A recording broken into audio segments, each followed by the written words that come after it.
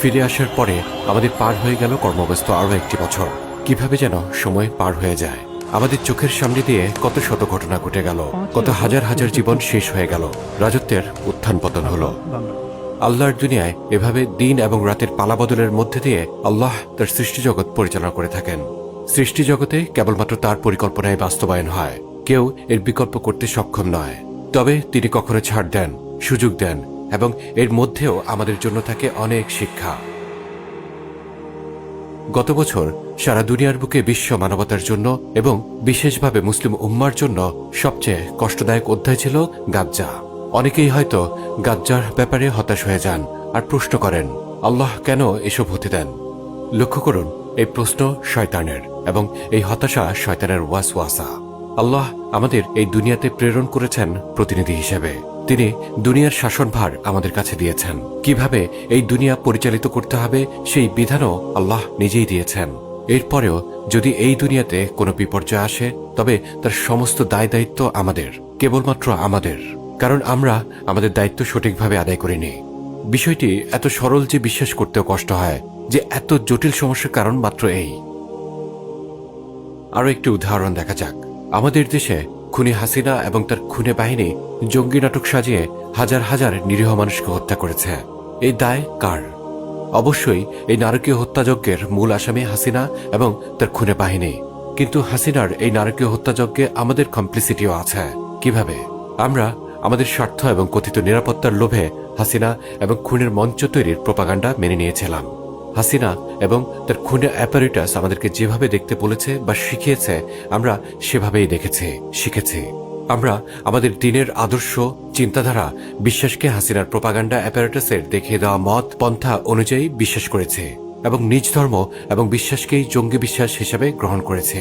এভাবেই হাসিনা আমাদের বিভাজন করেছিল। গুড মুসলিম ভার্সেস ব্যাড মুসলিম, উগ্র মুসলিম ভার্সেস সুশীল মুসলিম। প্রথম আলো আর সুশীল গংরার ন্যারেটিভ সাজিয়েছিল, আপনার সন্তান জঙ্গি হচ্ছে না তো? যেমন সে সিগারেট খায় না, প্রেম করে না, গান বাজনা করে না, বার্থডে উদযাপন করে না, জামাতে নামাজ পড়ে, শুদ্ধভাবে সালাম দেয়, তারা হয়তো সম্ভাব্য জঙ্গি। আজকের এই আপনি, আমরা সেই ন্যারেটিভ গ্রহণ করেছিলাম। আর যখন তা সফলভাবে সমাজে স্থান পেয়ে গেল, তখন তারা এই বিভাজনকে আমাদের মধ্যে, আমাদের পরিবারে, আমাদের সমাজে সফলতার সাথে ম্যানুফ্যাকচার করতে সক্ষম হলো। এরপরে বাকি রইল শুধু তাদের স্বীকার করা। তারা একে একে তুলে নিল, গুম করলো, গুলি করলো, পেট চিরে লাশ ডুবিয়ে দিল, গোপনাঙ্গে ইলেকট্রিক শক দিল, মেরে হাত পা ভেঙে দিল, চোখ তুলে নিল, হাতের নখ তুলে নিল, রোজা ভাঙে ধর্ষণ করলো দফার পর দফা। আজ নিজের বুকে আঙুল থেকে প্রশ্ন করুন, আপনি, আমরা কি এর দায় এড়াতে পারি? আমরা এখানে কাব্য সাহিত্য করতে আসিনি। আয়নার সামনে দাঁড়িয়ে চলুন প্রশ্ন করে, আমরা কি দায় এড়াতে পারি? এর উত্তর আমাদের অবশ্যই জানা আছে। আসুন নতুন বছরে আমরা যেন সে একই ভুল আবার না করি। আপনারা লক্ষ্য করেছেন হয়তো, সিস্টেম তার পুরনো নাটক নতুনভাবে বাজারে ছাড়তে শুরু করেছে। কেন তারা এই ন্যারেটিভ তৈরি করে, এগুলোর উত্তর নিয়ে আমরা বিস্তারিত কথা বলেছি। Islamophobia, it's just not fair, it's strategy, এবং ডিকোডিং টেরোরিজম, এই দুটি ভিডিওতে আমরা চাই আপনারা ভিডিওগুলো বারবার দেখুন, আলোচনা করুন, শিক্ষা এবং উপলব্ধি বাস্তবতায় নিয়ে আসুন। লক্ষ্য করুন, কেউ আমাদের এজেন্ডা, আমাদের নিরাপত্তা নিয়ে কাজ করবে না। প্লিজ প্লিজ বিষয়টি খুব ভালোভাবে অন্তরে গেঁথে নিন। আমাদের নিজেদের নিরাপত্তায় আমাদেরকেই এগিয়ে আসতে হবে। এক ভাই হিসেবে আরেক ভাইয়ের জন্যে, এক পরিবার হিসেবে আরেক পরিবারের জন্যে, এক দেহ হিসেবে এই উম্মার জন্যে।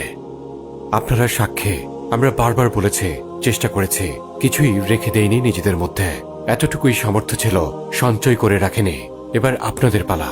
হয় গ্রহণ করবেন এবং বাস্তবায়ন করবেন, অথবা শুনবেন এবং ভুলে যাবেন। নতুন বছর শুরু হোক অন্তত একটি নতুন প্রতিজ্ঞা নিয়ে।